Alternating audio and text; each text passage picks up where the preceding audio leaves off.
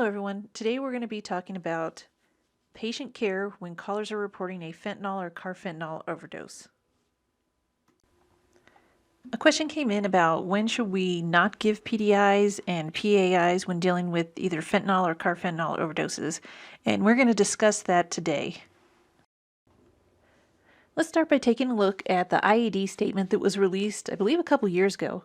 The Academy always encourages its members to be aware of scene safety and patient safety. The emergency dispatcher should be prepared to discontinue contact-involved DLS interventions if the caller spontaneously provides information that suggests the presence of carfentanil, a powder or liquid, on or in the immediate area of the patient, or the caller questions the safety of providing any initially recommended treatment. The IAD statement continues with, the emergency dispatcher may discontinue treatment with statements such as, this could be a very dangerous situation, do not touch the patient or disturb anything around them. Wait for the paramedics and tell me immediately if anything changes. If you feel unsafe, leave the area and take the phone with you if you can. The full statement should be available at your dispatch center. If you have any questions, you can contact us as well. All right, now after reviewing the statement, I'm sure all you guys are like, okay, so what exactly does that mean when taking an overdose call? How does this affect me, right? That's what we're all wondering. Well, let's take a look. All right, so when a caller reports a fentanyl or carfentanil overdose, we need to consider two things. First one is, did the caller spontaneously provide information that suggests the presence of carfentanil, either a powder or liquid, on or in the immediate area of the patient? Right? Pretty self-explanatory there, just like the Academy statement. Second thing is, has the caller questioned the safety of providing any initially recommended treatment? If the answer is yes to any of these questions, we do not want to move forward with patient care instructions.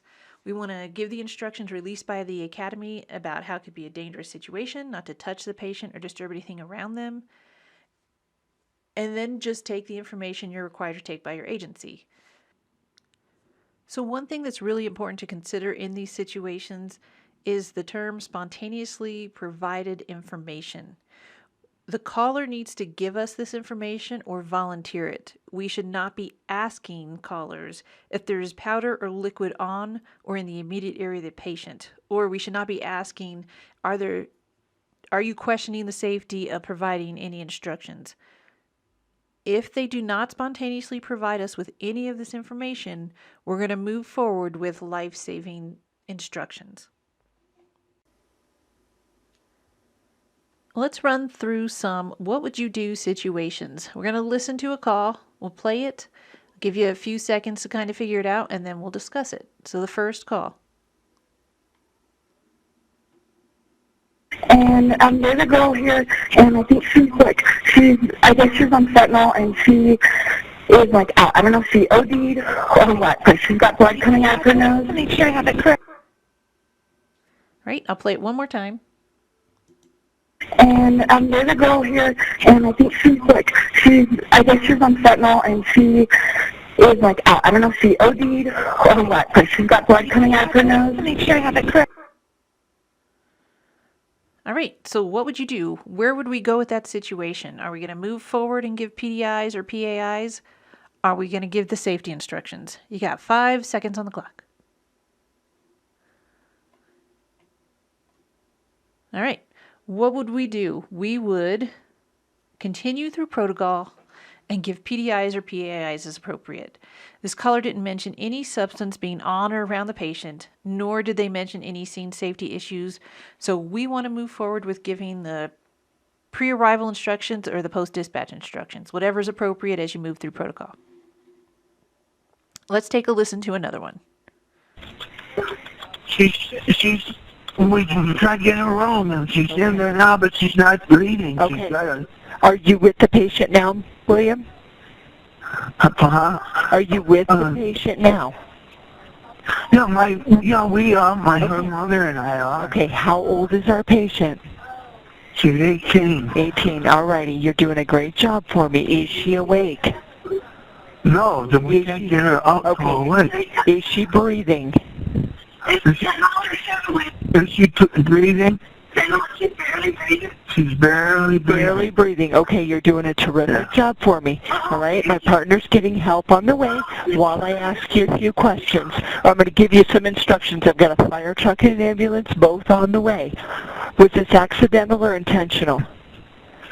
I don't know either way. It's either fentanyl or heroin, I think, but I don't know the intent. That was my next.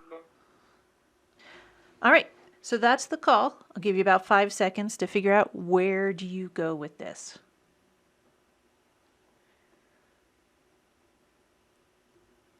Quick 5 seconds, right?